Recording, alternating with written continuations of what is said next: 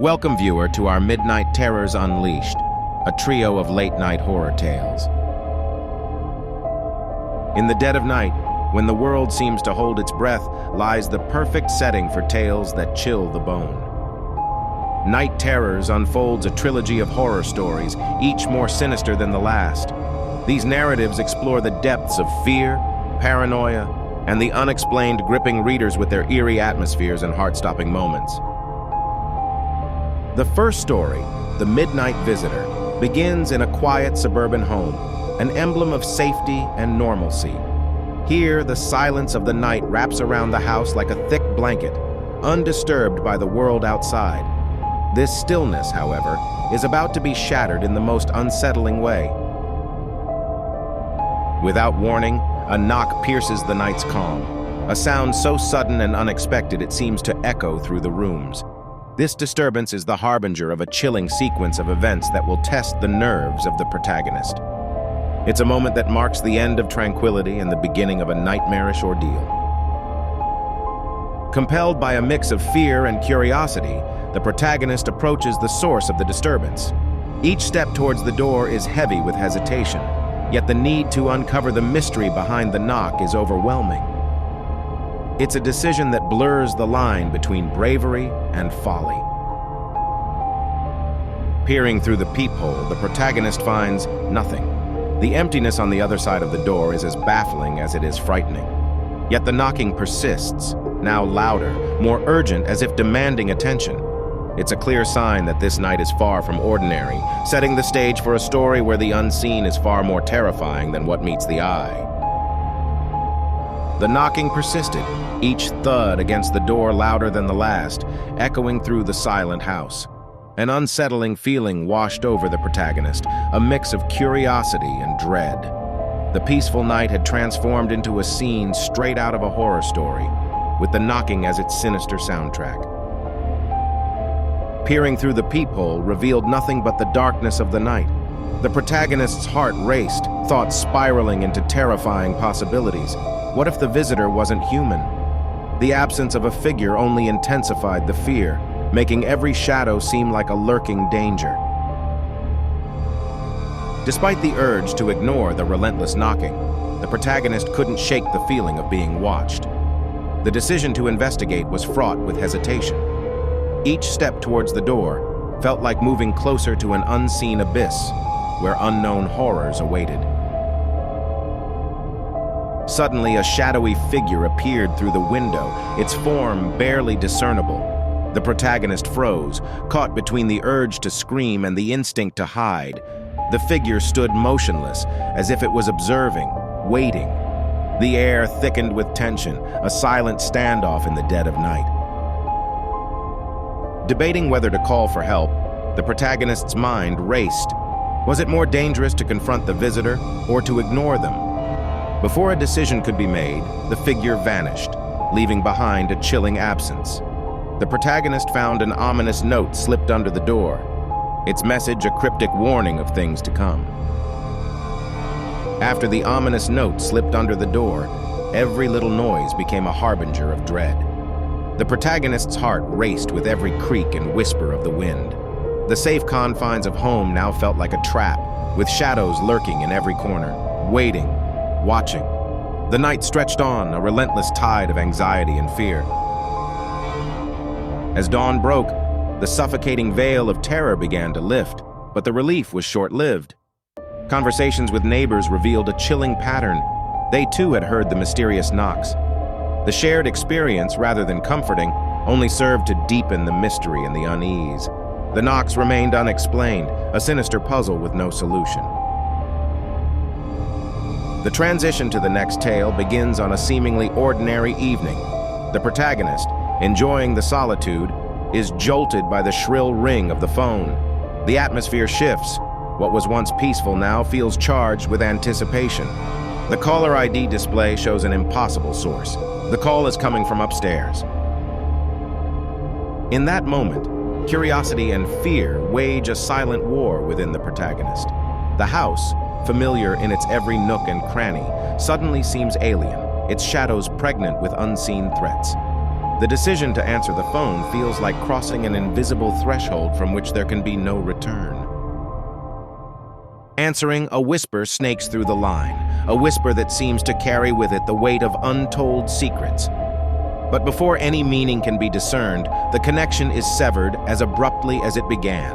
The silence that follows is oppressive, a tangible presence in the now eerie home. The evening's calm shattered with the startling sight of the caller ID. The call was coming from upstairs. In a house where solitude was the evening's only guest, this revelation sent a cold shiver down the protagonist's spine. The air grew thick with an impending sense of dread. Battling the instinct to flee, curiosity anchored the protagonist's feet to the ground. The decision to answer the call was made with a trembling hand. The phone's cold touch, a stark contrast to the warmth of blood rushing through their veins. A whisper, faint and eerie, brushed against their ear before the line went dead.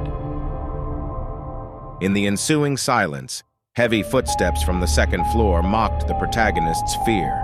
The sound was a harbinger of an unwanted visitor, or perhaps the manifestation of a nightmare. The safety of a locked room became the immediate sanctuary, a fragile barrier between the known and the unknown.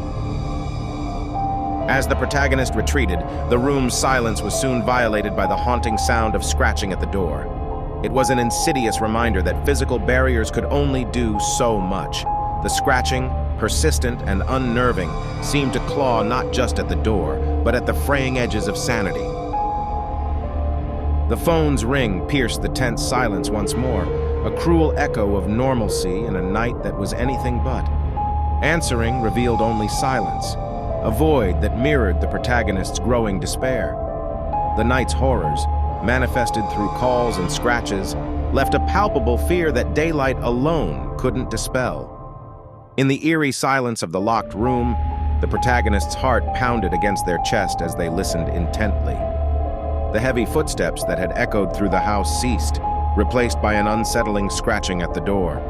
It was as if something, or someone, was trying to get in, the sound sending shivers down their spine. Suddenly, the room fell into a deeper silence. The scratching stopped, and the atmosphere thickened with tension. The protagonist's phone broke the silence, its ringtone slicing through the quiet like a knife. Answering it revealed nothing but an unnerving silence on the other end, deepening the mystery and fear. In a moment of eerie calm, the protagonist discovered an old family photo on their phone.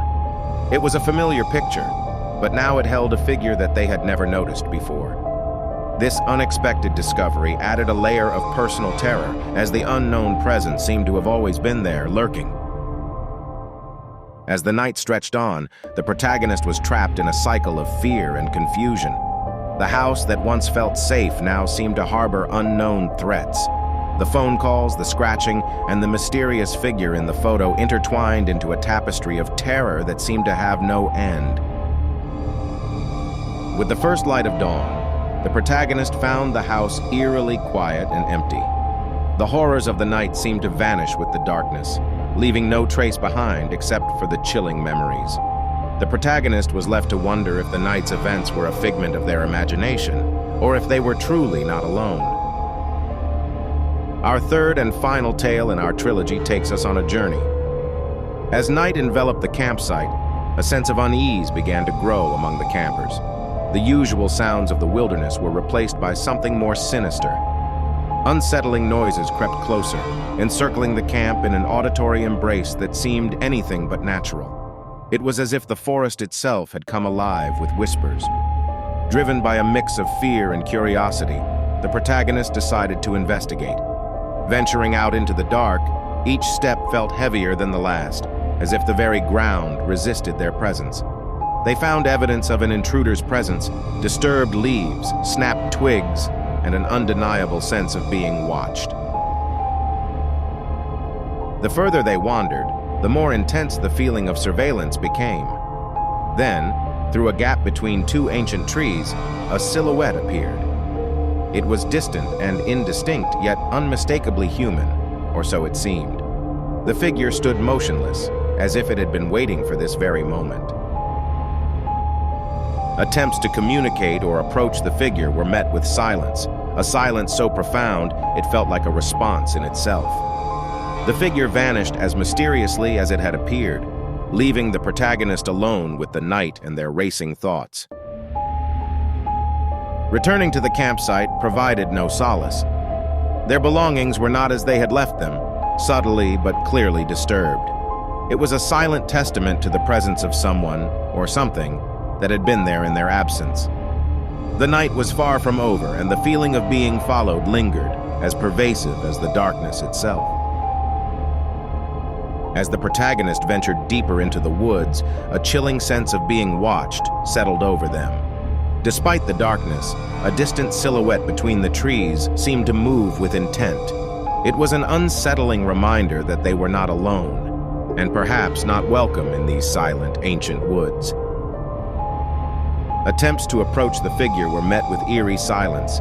Each step forward was answered with nothing but the sound of their own heartbeat.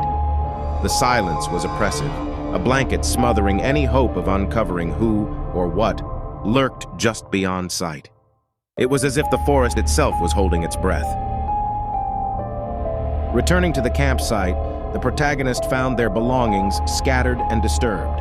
The tent flap, once securely fastened, now hung open like a gaping mouth. This violation of their temporary sanctuary sent a clear message.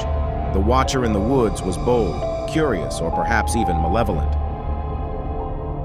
The night passed in a haze of terror, every shadow seeming to move, every sound a potential threat. The sensation of being followed was constant, an unshakable feeling that eyes were always on them. Sleep, when it came, was fitful and filled with the nightmares of unseen watchers.